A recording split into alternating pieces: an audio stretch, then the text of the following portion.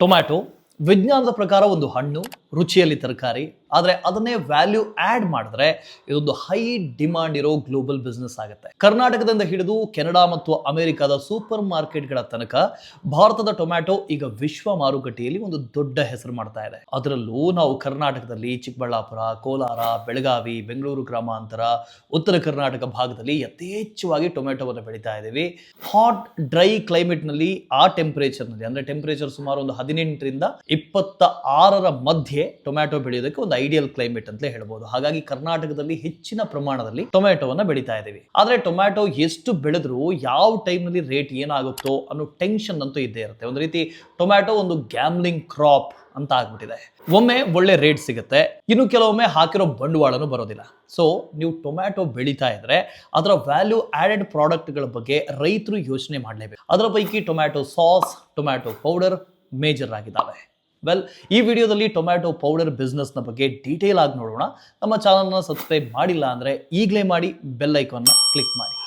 2025ರಲ್ಲಿ tomato ಪೌಡರ್ನ ಅತಿ ದೊಡ್ಡ ರಫ್ತು ದೇಶಗಳ ಪಟ್ಟಿಯಲ್ಲಿ ಚೀನಾ, ಅಮೆರಿಕ ಮತ್ತು ಭಾರತ ಮೇಜರ್ ಪ್ಲೇಯರ್ಸ್ಗಳಾಗಿದ್ದಾರೆ. ಭಾರತದಿಂದ Canada, America, Nepal, Bangladesh, Singapore, UAE ಮತ್ತು UK ಟೊಮ್ಯಾಟೊ ಪೌಡರ್ನ ಎಕ್ಸ್ಪೋರ್ಟ್ ಮಾಡ್ತಾ ಇದ್ದೀವಿ. ಕೆನಡಾದ ಕ್ವಾಲಿಟಿ ನ್ಯಾಚುರಲ್ ಫುಡ್ಸ್, ಅಮೆರಿಕದ ಟೇಸ್ಟ್ ಪಾಯಿಂಟ್ ಬೈ IFF, ಯುರೋಪ್ನ ಕ್ರಿಸ್ಟಲ್ 5 ಲಿಮಿಟೆಡ್ ಮುಂತಾದಂತ ದೊಡ್ಡ ದೊಡ್ಡ ಕಂಪನಿಗಳು ಭಾರತೀಯ ಉತ್ಪಾದಕರಿಂದ ಟೊಮ್ಯಾಟೊ ಪೌಡರ್ನ ಯಥೇಚ್ಛವಾಗಿ ಖರೀದಿ ಮಾಡ್ತಾ ಇದೆ. ಭಾರತದ ಟೊಮ್ಯಾಟೊ ಪೌಡರ್ ಮಾರುಕಟ್ಟೆ ಬಂದು 2021ರ ಹೊತ್ತಿಗೆ $52.14 ಮಿಲಿಯನ್ ಆಗಿತ್ತು. ಭಾರತದಲ್ಲಿ 1,000 ಟನ್ ಟೊಮ್ಯಾಟೊ ಪೌಡರ್ ಉತ್ಪಾದನೆ ಆದರೆ ಆ ಪೈಕಿ 500 ಟನ್ ಅಷ್ಟು ಡೊಮೆಸ್ಟಿಕ್ ಯೂಸ್ಗೆ ಬೇಕು, ಅಂದ್ರೆ ನಮ್ಮ ದೇಶೀಯ ಬಳಕೆಗೆ ಬೇಕು. ಉಳಿದಂತ 50% ಅನ್ನು ನಾವು ಎಕ್ಸ್ಪೋರ್ಟ್ ಮಾಡ್ತಾ ಇದ್ದೇವೆ. ಯಾಕೆ ಭಾರತೀಯ ಟೊಮ್ಯಾಟೊ ಪೌಡರ್ಗೆ ಡಿಮಾಂಡ್ ಹೆಚ್ಚು ಅಂತ ನೋಡೋದಾದ್ರೆ, ಟೊಮ್ಯಾಟೊ ಪೌಡರ್ನ ಯೂಸೇಜ್ ತುಂಬಾ ಇದೆ. ಇದನ್ನ ಅನೇಕ ಆಹಾರ ಪದಾರ್ಥಗಳಲ್ಲಿ ಮ್ಯಾಜಿಕ್ ಇಂಗ್ರೀಡಿಯೆಂಟ್ ಆಗಿ ಯೂಸ್ ಮಾಡ್ತಾರೆ. ಸೂಪ್ಗಳಲ್ಲಿ, ಸಾಸ್ಗಳಲ್ಲಿ, ಸ್ನಾಕ್ಸ್ ಮಾಡೋದ್ರಲ್ಲಿ, ರೆಡಿ ಮೀಲ್ ಮತ್ತು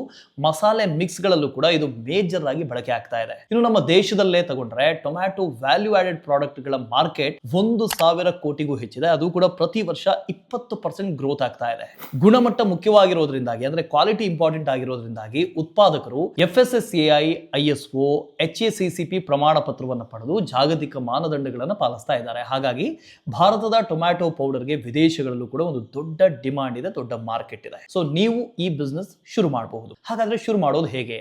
ನಮ್ಮಲ್ಲಿ ಸಾವಿರಾರು ಸಣ್ಣ ರೈತರು ಟೊಮ್ಯಾಟೊವನ್ನು ಬೆಳೀತಾ ಇದ್ದಾರೆ. ಸ್ಪೆಷಲಿ ನಮ್ಮ ರಾಜ್ಯದ ಕೋಲಾರ ಆಗಿರ್ಬೋದು, ಚಿಕ್ಕಬಳ್ಳಾಪುರ, ಬೆಳಗಾವಿ, ದಾವಣಗೆರೆ, ಮಧ್ಯ ಕರ್ನಾಟಕದ ಭಾಗ, ಬೆಂಗಳೂರು ಗ್ರಾಮಾಂತರ, ಹೀಗೆ ನೀವು ರೈತರಾಗಿದ್ರೆ ನಿಮ್ಮಲ್ಲೇ ಸಿಗುವಂಥ ಟೊಮ್ಯಾಟೊವನ್ನು ಬಳಸ್ಕೊಂಡು ಈ ಬಿಸ್ನೆಸ್ ಅನ್ನು ಶುರು ಮಾಡಬಹುದು. ಅದೇ ರೈತರಲ್ಲ ಅಂದ್ರೆ ರೈತರ ಬಳಿ ನೀವು ಟೊಮ್ಯಾಟೊವನ್ನು ಪ್ರೊಕ್ಯೂರ್ ಮಾಡಿಕೊಂಡು ಈ ಬಿಸ್ನೆಸ್ ಅನ್ನು ಶುರು ಮಾಡಬಹುದು. ಹೇಗೆ ಮಾಡಬೇಕು? ಸ್ಟೆಪ್ ಬೈ ಸ್ಟೆಪ್ ಹೇಳ್ತೀನಿ, ಕೇಳಿಸ್ಕೊಳ್ಳಿ. ಸ್ಟೆಪ್ 1, ನೀವು ಟೊಮ್ಯಾಟೊ ಬೆಳೆಗಾರರಾಗಿದ್ದರೆ ನಿಮ್ಮಲ್ಲೇ ಟೊಮ್ಯಾಟೊ ಸಿಗುತ್ತೆ, ಅದನ್ನು ಬಳಕೆ ಮಾಡ್ಕೋಬಹುದು. ಅದೇ ನೀವು ಬೆಳೆಗಾರರಲ್ಲ ಅಂದರೆ ಬೆಳೆಗಾರರಿಂದ ಹೋಲ್ಸೇಲ್ ಪ್ರೈಸ್ಗೆ ತಗೊಂಡು ಶುರು ಮಾಡಬಹುದು. ಮೊದಲನೇ ಸ್ಟೆಪ್ ಬಂದು ಹಣ್ಣಾಗಿರುವಂಥ ಟೊಮ್ಯಾಟೊವನ್ನು ಪ್ರೊಕ್ಯೂರ್ ಮಾಡಿ, ಅದನ್ನು ಕ್ಲೀನ್ ಮಾಡಿ, ವಾಶ್ ಮಾಡಿ, ನಂತರ ಮುಂದೆ ಟೊಮ್ಯಾಟೊವನ್ನು ಸ್ಲೈಸ್ ಆಗಿ ಮಾಡಬೇಕು. ಮ್ಯಾನ್ಯುವಲಿನೂ ನೀವು ಮಾಡ್ಬೋದು ಅಥವಾ ಮೆಷಿನರಿಗಳು ಕೂಡ ಬರ್ತವೆ, ಅದರ ಯೂಸೇಜ್ ಮಾಡ್ಕೊಂಡು ನೀವು ಸ್ಲೈಸ್ ಆಗಿ ಮಾಡ್ಕೋಬಹುದು.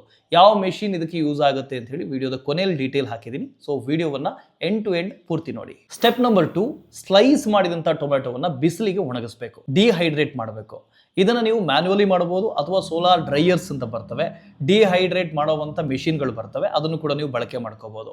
ಈಗ ಟೊಮ್ಯಾಟೊ ಸ್ಲೈಸ್ಗಳನ್ನು ಡಿಹೈಡ್ರೇಟ್ ಟ್ರೇಗಳಲ್ಲಿ ಒಂದೇ ಪದರದಲ್ಲಿ ಹಾಸಿ ಸುಮಾರು 125ರಿಂದ 135 ಡಿಗ್ರಿ ಫ್ಯಾರೆನ್ಹೀಟ್ ಅಂದರೆ 52ರಿಂದ 57 ಡಿಗ್ರಿ ಸೆಲ್ಸಿಯಸ್ ತಾಪಮಾನದಲ್ಲಿ 18ರಿಂದ 24 ಗಂಟೆ ಒಳಗೆ ಒಣಗಿಸಬೇಕು. ಅದೇ ನೀವು ಬಿಸಿಲಲ್ಲಿ ಒಣಗಿಸ್ತಾ ಇದ್ದೀರಿ ಅಂದ್ರೆ, ಲೈಕ್ ಡೈರೆಕ್ಟ್ ಸನ್ಲೈಟ್ ನಲ್ಲಿ ಒಣಗಿಸ್ತಾ ಇದ್ದೀರಿ ಅಂದ್ರೆ, ಟೊಮ್ಯಾಟೊವನ್ನು ಸ್ಲೈಸ್ ಮಾಡಿ ಬಟ್ಟೆ ಮೇಲೆ ಅಥವಾ ಒಂದು ಬೇಕಿಂಗ್ ಶೀಟ್ ಬರುತ್ತಲ್ಲ ಅದರಲ್ಲಿ ಒಂದು ಪದರದಲ್ಲಿ ಹಾಸಿ ನೇರ ಬಿಸಿಲಿನಲ್ಲಿ ಕೆಲವು ದಿನಗಳವರೆಗೆ ಒಣಗಿಸ್ಬೇಕು. ಧೂಳು ಬೀಳದಂತೆ ನೀವು ನೋಡಬೇಕು. ಅದ್ರ ಮೇಲೆ ಒಂದು ಸಣ್ಣ ತೆಳುವಾದಂಥ ಬಟ್ಟೆಯನ್ನು ಮುಚ್ಚಿದ್ರು ಕೂಡ ಆಗುತ್ತೆ, ಧೂಳನ್ನು ಅವಾಯ್ಡ್ ಮಾಡಬಹುದು. ಈಗ ಸ್ಟೆಪ್ 3, ನೆಕ್ಸ್ಟ್ ಸ್ಟೆಪ್ ಏನು ಅಂದರೆ ಈ ಡಿಹೈಡ್ರೇಟ್ ಆದಂಥ ಟೊಮ್ಯಾಟೊ ಸ್ಲೈಸ್ಗಳನ್ನು ಪೌಡರ್ ಮಾಡೋದು.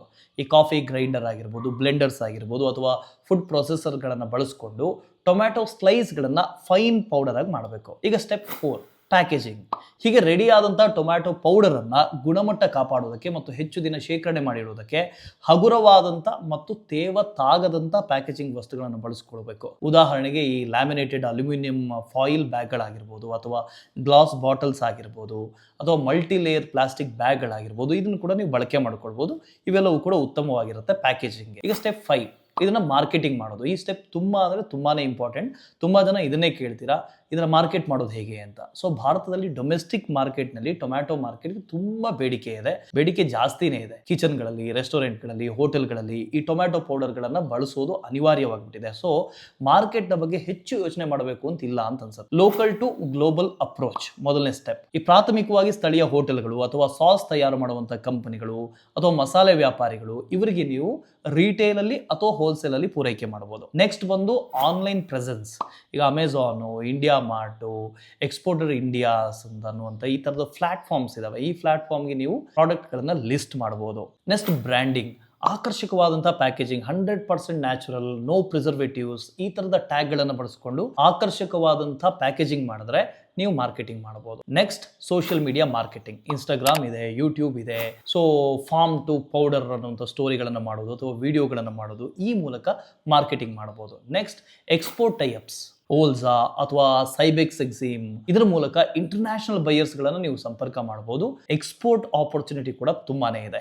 ಈಗ ಈ ಬಿಸ್ನೆಸ್ ಅನ್ನು ಶುರು ಮಾಡೋದಕ್ಕೆ ಬಂಡವಾಳ ಎಷ್ಟು ಬೇಕು, ಇನಿಷಿಯಲ್ ಬಜೆಟ್ ಎಷ್ಟು ಬೇಕು, ಪ್ರಾಫಿಟ್ ಎಷ್ಟು ಮಾಡಬಹುದು ಅಂತ ನೋಡೋಣ. ಒಂದು ಮಿನಿ DPR ಅನ್ನ ಕೊಟ್ಟಿದ್ದೇನೆ. ಇದ್ರ ಪೈಕಿ ಯಂತ್ರೋಪಕರಣ ಮೆಷಿನರೀಸ್ ಯಾವುದೆಲ್ಲ ಬೇಕು, ಸ್ಲೈಸಿಂಗ್ ಮೆಷಿನ್ ಬೇಕು, ಡ್ರೈಯರ್ ಬೇಕು, ಗ್ರೈಂಡರ್ ಬೇಕು, ಪ್ಯಾಕೇಜಿಂಗ್ ಯೂನಿಟ್ ಬೇಕು. ಇಷ್ಟನ್ನು ಮಾಡೋದಕ್ಕೆ, ಸೆಟಪ್ ಮಾಡೋದಕ್ಕೆ ಇನಿಷಿಯಲ್ ಬಜೆಟ್ ಅಂತ 8 ರಿಂದ 12 ಲಕ್ಷ ಬೇಕು ಒಂದು ಸಣ್ಣ ಯೂನಿಟ್ಗೆ. ಈ ಮೂಲಕ ಮಾಸಿಕ ಕಚ್ಚಾ ವಸ್ತು ವೆಚ್ಚ ಅಂದ್ರೆ ರಾ ಮೆಟೀರಿಯಲ್ ಅಂತ ಗೊತ್ತೀರಿ, ಟೊಮ್ಯಾಟೊ, ಪ್ಯಾಕೇಜಿಂಗು, ವಿದ್ಯುತ್ ಅಂದ್ರೆ ಕರೆಂಟು, ಇದಕ್ಕೆಲ್ಲ ಸೇರಿಸಿ 2 ರಿಂದ 3 ಲಕ್ಷ ಆಗುತ್ತೆ.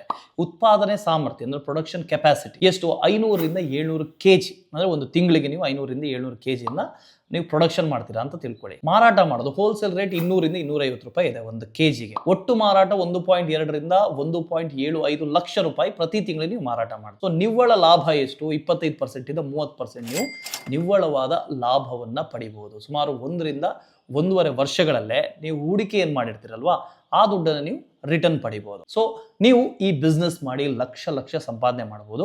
ಇದೇ ತರದ ಇನ್ನಷ್ಟು ಟಿಪ್ಸ್ಗಳಿಗಾಗಿ ನಮ್ಮ ಚಾನಲ್ನ ಸಬ್ಸ್ಕ್ರೈಬ್ ಮಾಡಿ.